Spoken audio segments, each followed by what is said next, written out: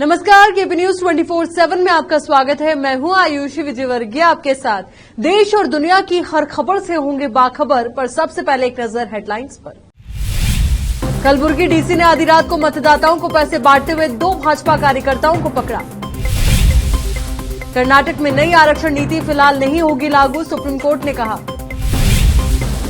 कर्नाटक विधानसभा चुनाव प्रचार के आखिरी दिन राहुल गांधी ने की बेंगलुरु में बस की सवारी।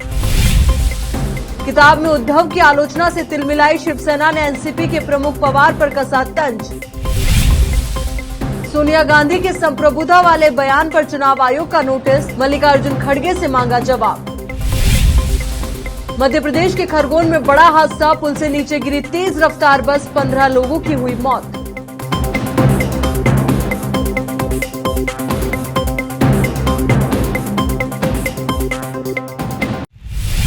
अब देखते हैं समाचार विस्तार से। कलबुर्गी के उपायुक्त यशवंत गुरुकर ने सोमवार देर रात को यहां कलबुर्गी दक्षिण विधानसभा क्षेत्र के संगमेश कॉलोनी में पीछा कर मतदाताओं को पैसे बांट रहे 2 लोगों को पकड़ा।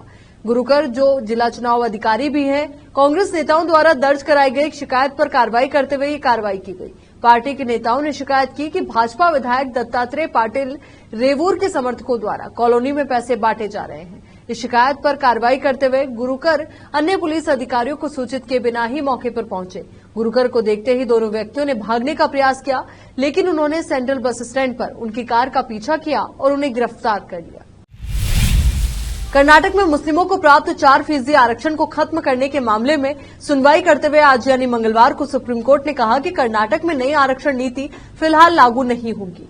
इसके पहले सुप्रीम कोर्ट ने निर्देश दिया था कि कर्नाटक सरकार का मुस्लिमों के लिए 4% आरक्षण खत्म करने का फैसला 9 मई तक लागू नहीं होगा, क्योंकि राज्य ने अपना जवाब दाखिल करने के लिए समय मांगा है।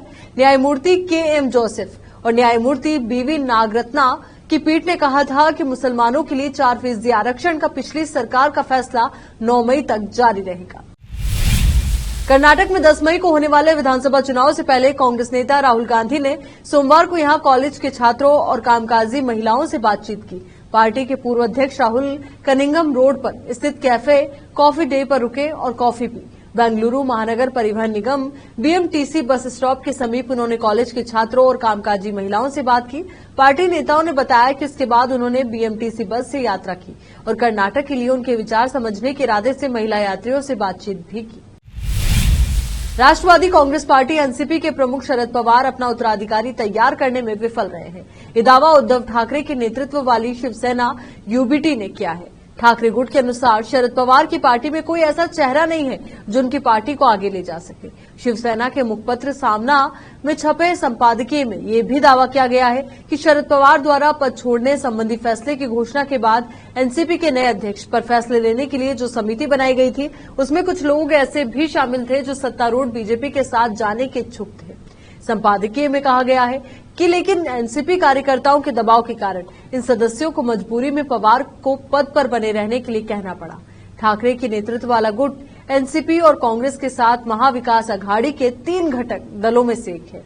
सामना के संपादकीय में आगे लिखा गया कि शरद पवार राजनीति में एक पुराने वट वृक्ष की तरह है। उन्होंने कांग्रेस पार्टी छोड़ दी थी और एनसीपी बनाई थी और उसका विस्तार किया। पवार वास्तव में राष्ट्रीय राजनीति में एक महत्वपूर्ण व्यक्ति हैं और उनकी बातों का सम्मान किया जाता है। हालांकि वो अपना उत्तराधिकारी तैयार करने में विफल रहे हैं जो उनकी पार्टी को संभाल सके। कांग्रेस अध्यक्ष मल्लिकार्जुन खड़गे को चुनाव आयोग ने नोटिस भेजा है। सोनिया गांधी के संप्रभुता वाले बयान पर कांग्रेस अध्यक्ष को नोटिस जारी किया गया है। मल्लिकार्जुन खड़गे ने कांग्रेस के ट्विटर हैंडल पर सोनिया गांधी के संप्रभुता वाले बयान पर पोस्ट किया था। इसके बाद अब चुनाव आयोग ने मल्लिकार्जुन खड़गे से स्पष्टीकरण देने या इसमें सुधार करने को कहा है। चुनाव आयोग ने कहा कि राजनीतिक दलों की तरफ से किए गए शपथ का उल्लंघन है। बता दें कि बीजेपी की शिकायत के बाद इसी ने नोटिस जारी किया है। बीजेपी ने अपनी शिकायत में कहा था कि कर्नाटक भारत संघ में एक बहुत ही महत्वपूर्ण सदस्य राज्य है और भारत संघ के सदस्य राज्य की संप्रभुता की रक्षा करने का कोई भी आह्वान अलगाव के आह्वान के समान है और ये खतरनाक और घातक परिणामों से भरा हुआ है। यहाँ रुकेंगे एक छोटे से ब्रेक के लिए, जल्द हाजिर होंगे कुछ और अहम खबरों के साथ।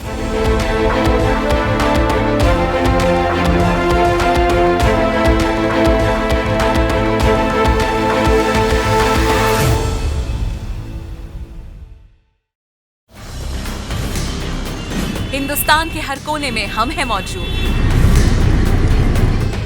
24 घंटे हालात पर गहरी नजर, खबरों से जुड़े चुपते सवालात, और आपको दिखाता है धार्मिक, सामाजिक, राजनीतिक, लोकल और इंटरनेशनल न्यूज की सबसे बेहतर कवरेज, जो आपको रखती है हर पल बाखबर। देश और दुनिया भर की खबर के लिए देखते रहें केपी न्यूज 24/7।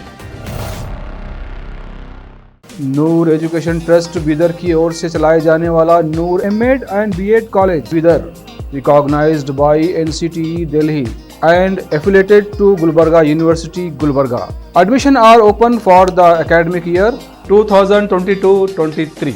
विशेषज्ञ और सक्षम शिक्षकों द्वारा शिक्षा प्राप्त करने के लिए नूर एमएड एंड बीएड कॉलेज में दाखिला लें और शांत वातावरण में शिक्षा प्राप्त करें। बीदर शहर में बेहतर शिक्षा का एकमात्र केंद्र Noor MEd and BEd college, Shahpur gate, Bidar. Phone numbers 9945283920, 8482221297।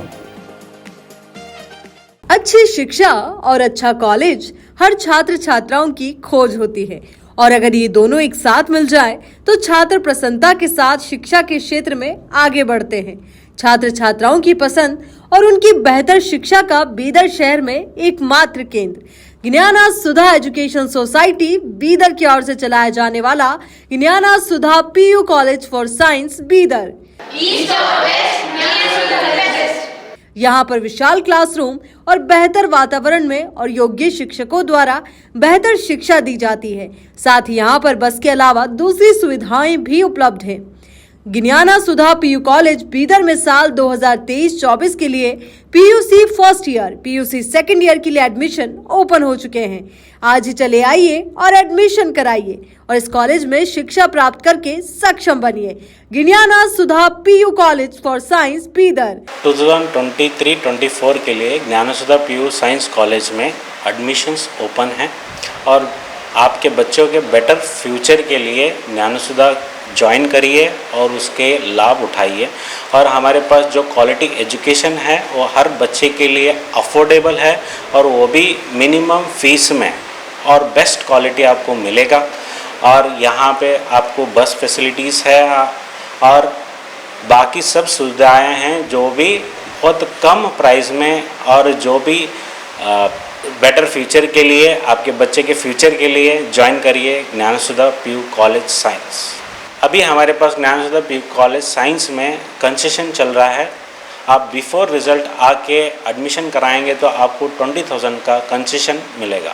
वो भी हम ये सोच रहे हैं कि गरीब से गरीब या अफोर्डेबल प्राइस में बच्चों को अच्छा एजुकेशन मिले बोल के हम ये कंसेशन रख रहे हैं, सो दैट कल्याण कर्नाटका में जो हर तरह के लोगों को अच्छा एजुकेशन मिले बोल के। धन्यवाद।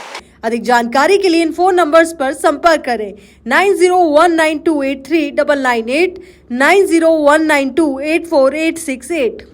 ब्रेक के बाद एक बार फिर से आपका स्वागत है। राष्ट्रवादी कांग्रेस पार्टी यानी कि एनसीपी की लोकसभा सांसद सुप्रिया सुले सोमवार 8 मई को पुणे के एक बैडमिंटन कोर्ट पर नजर आई। यहां वो खिलाड़ियों के साथ बैडमिंटन कोर्ट में मैच खेलती नजर आई। तो वहीं खास बात ये रही कि सुप्रिया सुले साड़ी में बैडमिंटन खेल रही थी। दरअसल सुप्रिया पुणे के बावधन इलाके में आधिकारिक दौरे पर थी। इस दौरान उन्होंने खिलाड़ियों के साथ मैच खेला। दरअसल पिछले कुछ दिनों से सुप्रिया को लेकर अटकलें लगाई जा रही थी कि एनसीपी की कमान उनके हाथ में सौंपी जा सकती है। हालांकि एनसीपी प्रमुख शरद पवार ने बेटी सुप्रिया के पार्टी की बागडोर संभालने की संभावना से खुले शब्दों में इनकार कर दिया है। उत्तर प्रदेश में नगर निकाय चुनाव के दूसरे चरण के लिए वोटिंग 11 मई को होगी। चुनाव आयोग के अनुसार दूसरे चरण के 38 जिलों में बागपत में भी मतदान होगा। यहां पर प्रत्याशी आचार संहिता का उल्लंघन करने से पीछे नहीं हट रहे हैं। ताजा मामला नगर पंचायत अमीनगर सराय से सामने आया है, जहां निर्दलीय प्रत्याशी ने बगैर इजाजत के ऊंट से चुनाव प्रचार किया। दरअसल नगर पंचायत प्रत्याशी सुनीता मलिक का वीडियो सोशल मीडिया पर वायरल हो रहा है। मलिक को मिले हवाई जहाज सिंबल को ऊंट के ऊपर रखकर प्रचार किया जा रहा है। वीडियो वायरल होने के बाद जिले के अधिकारी जांच कर कार्रवाई करने की तैयारी में है। वहीं एडीएम प्रतिपाल चौहान ने बताया कि वीडियो वायरल हुआ है, जिसकी जांच करवाई जाएगी। साथ ही आगे की कार्रवाई भी की जाएगी। मध्य प्रदेश के खरगोन में एक बड़ा बस हादसा हुआ है, जिसमें कम से कम 15 लोगों की मौत की खबर है। जानकारी के अनुसार इंदौर जा रही तेज रफ्तार बस अनियंत्रित होकर पुल से नीचे जा गिरी। यह हादसा मंगलवार की सुबह ग्राम दसंगा के पास हुआ। ग्रामीणों की मदद से बचाव कार्य जारी है और लोगों को बस से निकाला जा रहा है। ये बस खरगोन जिले के सेगांव से इंदौर की ओर जा रही थी। मिली जानकारी के अनुसार लगभग 40 लोग बस में सवार थे, जिनमें से कई गंभीर रूप से घायल हैं और उनका इलाज अस्पताल में चल रहा है। मुख्यमंत्री शिवराज सिंह ने इस हादसे पर दुख प्रकट किया है और मुआवजे का ऐलान भी किया है। मुख्यमंत्री ने कहा कि खरगोन में हुई बस दुर्घटना में मृतकों के परिवारजनों को 4 लाख रुपए की सहायता राशि दी जाएगी। गंभीर रूप से घायलों को 50,000 रुपए, कम एवं साधारण घायलों को 25,000 और दुर्घटना में घायलों के समुचित इलाज की व्यवस्था मध्य प्रदेश सरकार द्वारा की जाएगी।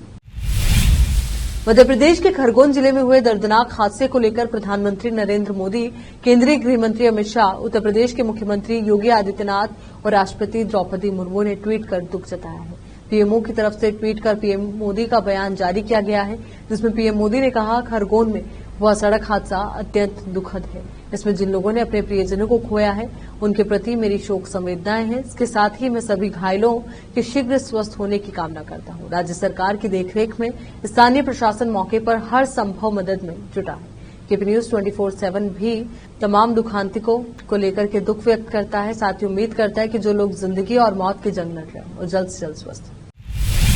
दिल्ली कैंट इलाके में स्थित आर्मी बेस अस्पताल में मंगलवार तड़के आग लग गई। दमकल अधिकारियों के मुताबिक आग तड़के करीब 3:30 बजे लगी। सूचना मिलने के तुरंत बाद आग पर काबू पाने के लिए 5 दमकल गाड़ियों को सेवा में लगाया गया। आग लगने के कारणों का अभी पता नहीं चल पाया है। अधिकारियों ने कहा कि दिल्ली छावनी क्षेत्र के बेस अस्पताल में भीषण आग लग गई है। आग में चिकित्सा उपकरण क्षतिग्रस्त हो गए। यहाँ रुकेंगे एक और छोटे से ब्रेक के लिए, जल्द हाजिर होंगे।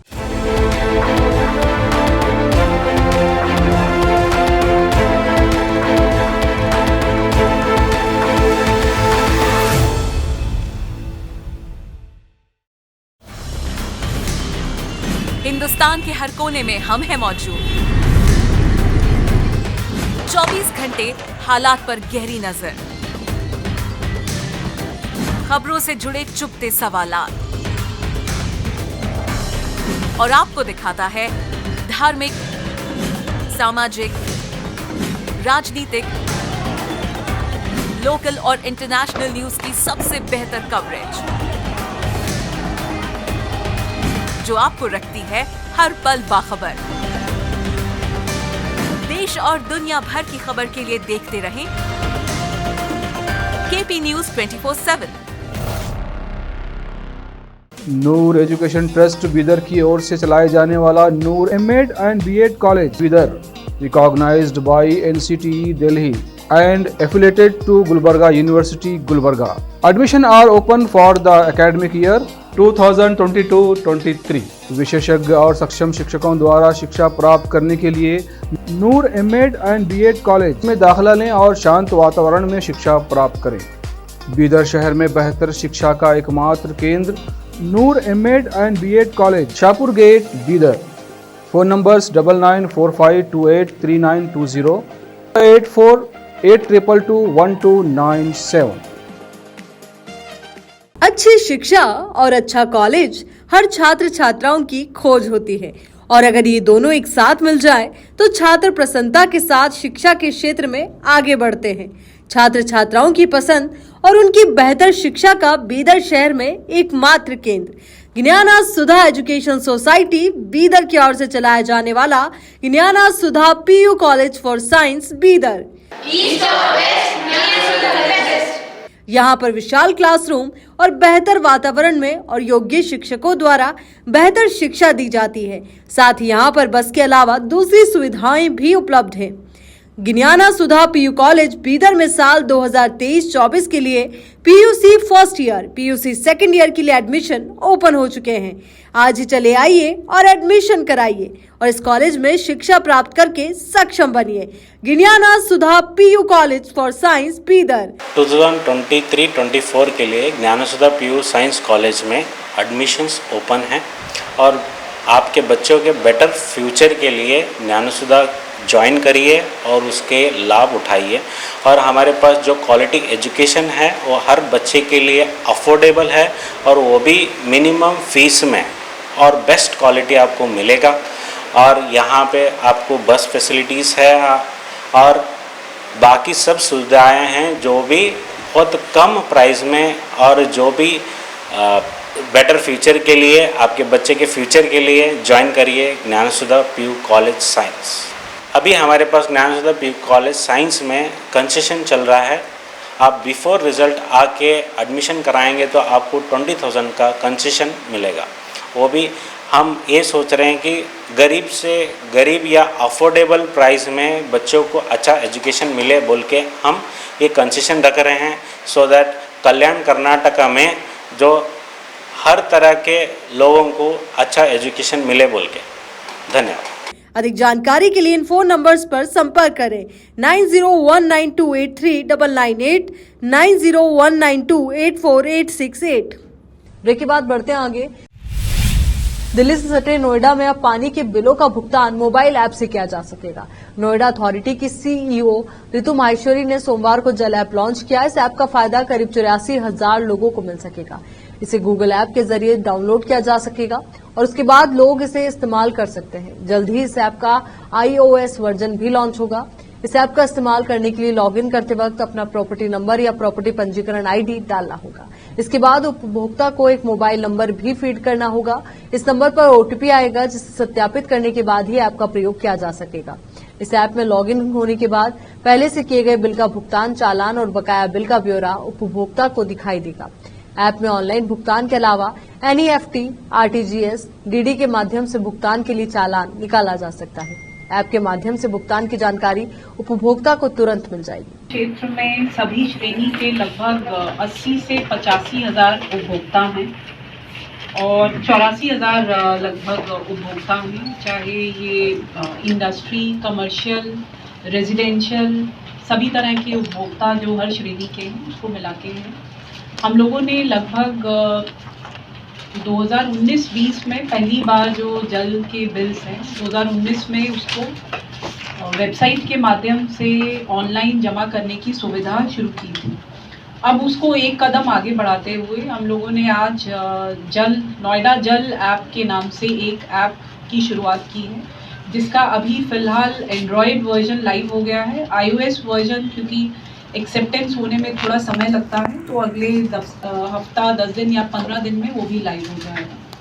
जैसा आप लोगों ने देखा, इस सुविधा के माध्यम से कोई भी व्यक्ति ये ऐप डाउनलोड करके अपना प्रॉपर्टी नंबर या जो आईडी नंबर है वो लॉगिन करेगा, एक ओटीपी जनरेट होगा और उसके बाद उसकी जो प्रॉपर्टी है उसके संबंधित जो भी जल के चाहे पास्ट पेमेंट्स हैं या जो वर्तमान का ड्यू है वो सब प्रदर्शित होगा। उसके बाद उसको वो दोनों मोड से, अगर वो चाहे तो ऑनलाइन मोड से या फिर वो आरटीजीएस के माध्यम से भी उसका भुगतान कर सकता है। अच्छी बात इसमें ये भी है कि ये जो पूरा सिस्टम है हमारा ऑनलाइन सिस्टम जो है, अब ये हमारी ईआरपी से भी इंटीग्रेट हो गया है, तो पेमेंट होते ही वो लाइव उसमें अपडेट भी हो जाएगा। तो ऐसा नहीं है कि आज आप पेमेंट कर रहे हैं और महीनों तक उसका हमारे सिस्टम में अपडेशन ना हो और आपका नो ड्यूज़ आपका जारी ना हो पाए। तो ड्यूज़ जैसे ही पे होंगे वैसे ही सिस्टम में अपडेट भी हो जाएंगे। वर्तमान में भी जो डेटा डिपार्टमेंट ने शेयर किया है, लगभग 20 से 25% उपभोक्ता अभी भी ऑनलाइन सर्विसेज के माध्यम से ही जल का भुगतान करते थे, लेकिन अब चूंकि ये ऐप लॉन्च हो गया है, पहला एंड्रॉयड और iOS भी जल्दी लाइव हो जाएगा, तो मुझे लगता है ये संख्या काफ़ी बड़ी संख्या में काफ़ी बड़ा परसेंटेज ऐसा होगा जो ऑनलाइन सर्विसेज का लाभ उठाएगा और घर बैठे अपने वाटर के बिल्स का पेमेंट कर पाएगा। बॉलीवुड अभिनेत्री परिणीति चोपड़ा लगातार अपनी सगाई और शादी को लेकर सुर्खियों में है। मीडिया रिपोर्ट्स की माने तो आम आदमी पार्टी के नेता राघव चड्ढा के साथ सगाई करने वाली हैं। अब तक राघव चड्ढा और परिणीति चोपड़ा की सगाई को लेकर कई तरह की अफवाहें उड़ चुकी हैं, लेकिन अब कपल की सगाई की नई तारीख सामने आ गई है। साथ ही ये भी पता चला है कि राघव चड्ढा और परिणीति चोपड़ा अपनी सगाई कहां करने वाले हैं। कपल के करीबी सूत्रों ने बताया कि राघव चड्ढा और परिणीति चोपड़ा शनिवार यानी 14 मई को सगाई करने वाले हैं।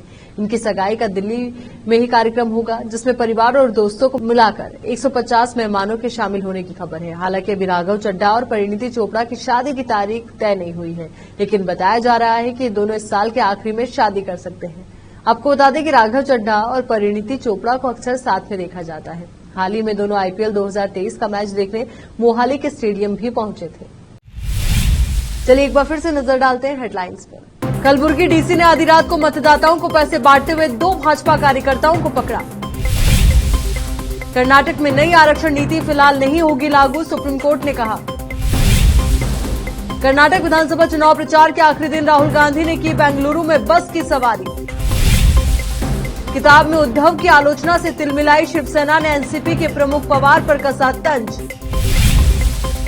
सोनिया गांधी के संप्रभुता वाले बयान पर चुनाव आयोग का नोटिस, मल्लिकार्जुन खड़गे से मांगा जवाब।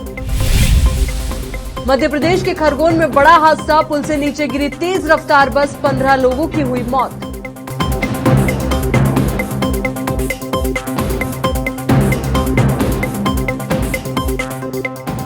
इस बुलेटिन में फिलहाल के लिए इतना ही। अन्य खबरों के लिए आप बने रहिए केपी न्यूज 24/7 के साथ। धन्यवाद।